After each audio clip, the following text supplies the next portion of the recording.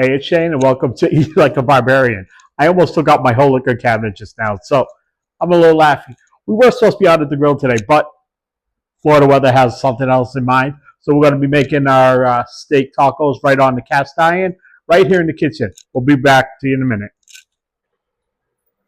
All right, guys. So I've already marinated these. I marinated them in a little bit of jerk seasoning that I made up myself, a little bit of lime, a little bit of oil, and then just cilantro and jalapenos. Figured why not? All the flavors go good together. You hear noise in the background. That's Miss Nicole making Spanish rice. So what we're going to do is we're going to throw butter in this pan because steak is always better with butter. I'm going to move it around a bit just to make sure it gets all over. We're going to take the steaks. Each one, I got, 5, 6 pieces. I'm going to just let it get a nice crust. Should be, say, 2, 3 minutes aside. If it's not where you want it to be, you know what? Put it back on for longer. It's your steak. I like them at about medium rare. I will probably make up 1 or 2 of these to well done because, as we all know, my wife likes her steak dead. She doesn't want it moving. She doesn't want to walk into the kitchen. Not my choice. That's hers. So we're going to cook these on this side. I'll be back to you when I'm ready to flip these. All right. So flip them and flip them. Flip them. Unfortunately, somehow my audio all went away, so I have to do it this way. But I'm going to make sure these are all nice and cooked. As you can see, you may have to turn them and move them around your pan a few times, but it all works out. Again, like I said, I like my medium rare. You can do it medium rare, can do it rare, can do it well done, do it however you want. You can cook 1 at a time, 2 at a time. I think I have, 6 in the pan right now. So we could do it that way. We're going to let that cook some more. So now you see, we come back and it's, they're nice colored. I like the amount of color that was on it. It gave it a good flavor. I'm just going to flip it around some more and let the steam hit the camera because, you know what? It's just how things are going to work out this week, considering I got to do the volume not the volume, but the voiceover this way. You take them out, you're going to let them sit for a little bit after you take them out, just so all the juices stay in the steak. You don't want to have them all run out when you cut it. I'm going to let you watch this, and I'll be back to talk to you in a minute.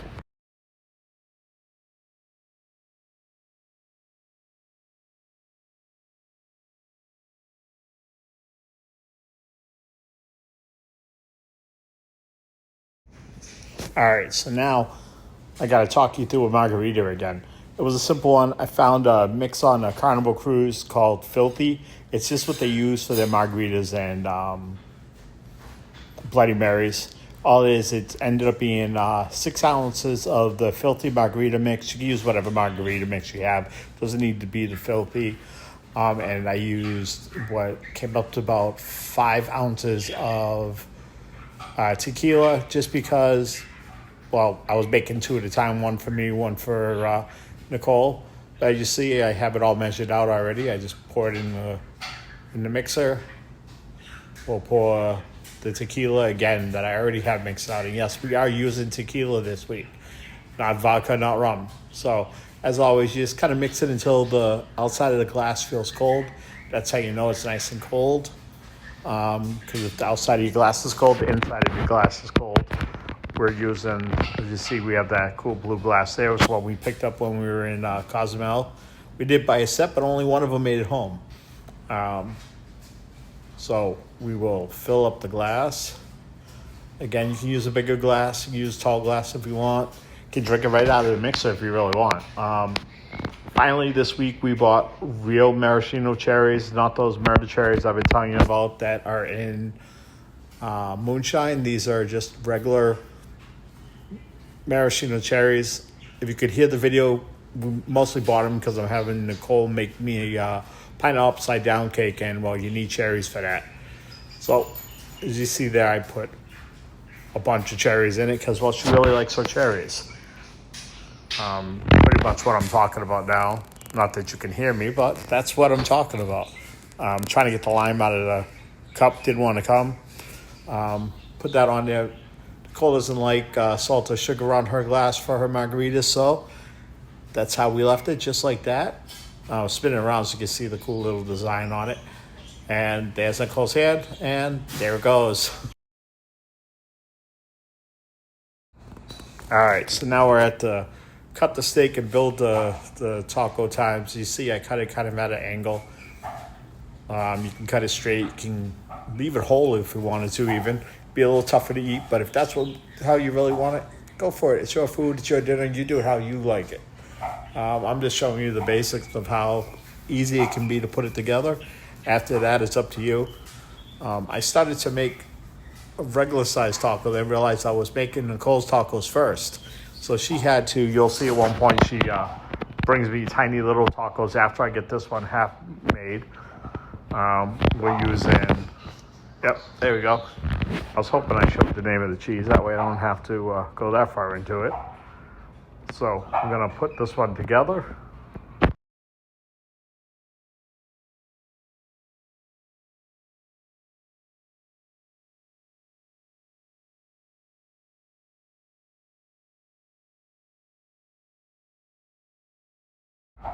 And this is a pink pineapple salsa I made. I was supposed to use mango that we bought, but I forgot. So next week I'm doing Caribbean grilled swordfish. So I'll be able to mix the mango in with that, and we'll use it for that. But you see, I'm still building the big tacos, not thinking about the fact that in a minute, Nicole's going to remind me that she had smaller taco shells. So as you see, I'm like 90% done. I think I get it pretty much all done before I realize, well, there's Nicole's hand because she wanted more cheese on it. But as you see, it's going to keep going and going and going. So this is about where I realized that, oops, I screwed that up. So you see me move it over. And I'm waiting for Nicole's taco shells. And should be right about, there we go. The magic of TV. See, they just kind of appear out of nowhere. So now I get to try to, without making too big of a mess, which, well, didn't work because I tried to put the whole big taco amount of meat on one taco. So now I have to change it. So I'm gonna finish playing with that, and I'll let you see how that finishes up, and I'll be back in a minute.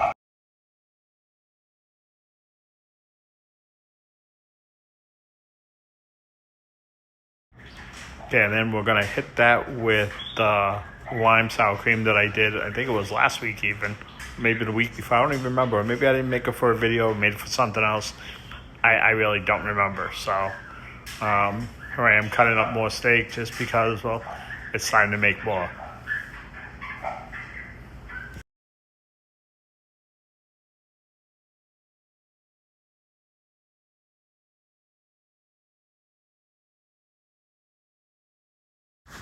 All right, making more regular size steaks. Basically, I put a lot of steak on this one. Ethan had football practice in the morning, so wanted to make sure he got plenty of protein. And here we are at the table just with the finished product again. Talk about how it's great to do this with a family. It's easy. As you saw, it didn't take long. I think start to finish, maybe 15, 20 minutes at best. Nicole made the rice. The salsa just makes the plate a little brighter. All it is topped with a little cilantro, the fajito cheese. It was real simple.